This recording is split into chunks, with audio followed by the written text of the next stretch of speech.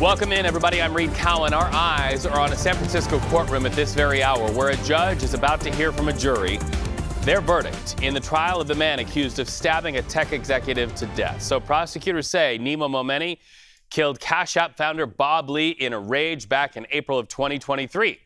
Momeni's defense says the stabbing happened in self-defense. Well, that trial lasted 6 weeks with jury deliberations for a solid week. And while we await that verdict, and it could come at any minute, let's talk live now to my friend, CBS News legal analyst, Jessica Levinson. Okay, so Jessica, can we read anything into the length of time that jury took to deliberate, and what else stood out to you?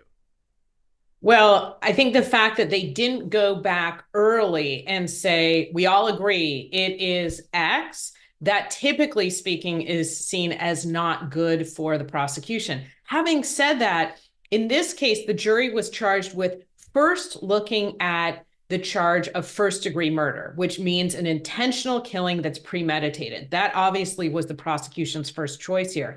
But then there was a menu of options if the jury was not able to reach a verdict on that particular charge. They moved down looking at voluntary manslaughter, involuntary manslaughter. So we don't know exactly what was happening in the jury room, Reed. It could be that they sent a message to the judge and there just wasn't reporting on this, that they weren't able to reach a verdict on first-degree murder, and then they started moving through those lesser charges. Well, and that's why we're seeing those courtroom drawings about the knife, because in order for that first-degree charge to go through, it really would have to speak to intent. Prosecution really wanted the jury to focus on the knife. So we are a couple of minutes into when that verdict will be read. So we want to let our viewers know as soon as we hear that, we will let you know. But for now, let's pivot to another major criminal case. That accused killer, Luigi Mangione, the fatal shots fired in New York. He is still in Pennsylvania. We understand that he could face extradition very soon. What's taking so long there?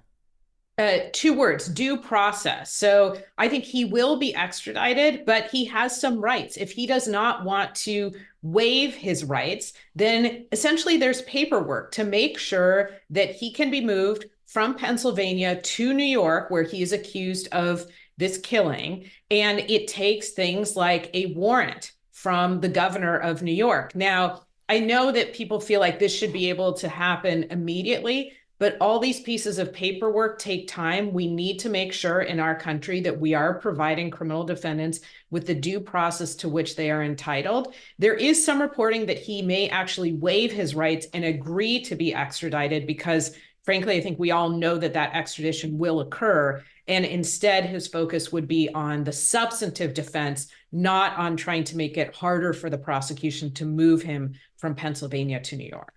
All right, so we know that Mangione's family is wealthy. We know that he is going to be lawyered up. We know he has new representation. Are you seeing any early indication of what his defense team strategy will be?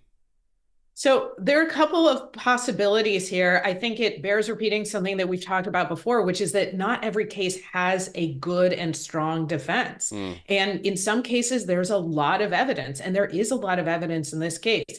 Now, I think you could be seeing some defenses along the lines of potentially, I think it would be hard, but insanity. You could see a defense maybe that he was so emotionally distraught that he wasn't able to form the intent necessary for murder. That could potentially bring charges down for murder and manslaughter, but there's evidence going in the other way indicating that, in fact, this was premeditated.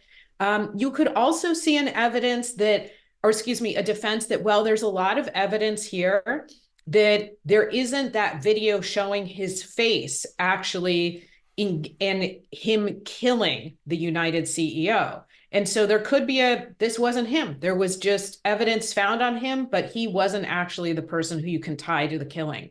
I think those are all possible defenses, not necessarily strong defenses. Jessica, thank you so much for that. As soon as we hear what the verdict is in that San Francisco Bob Lee, Nima Momeni case, we will be talking a little bit more about that. We appreciate you joining us on CBS News 24/7 as always.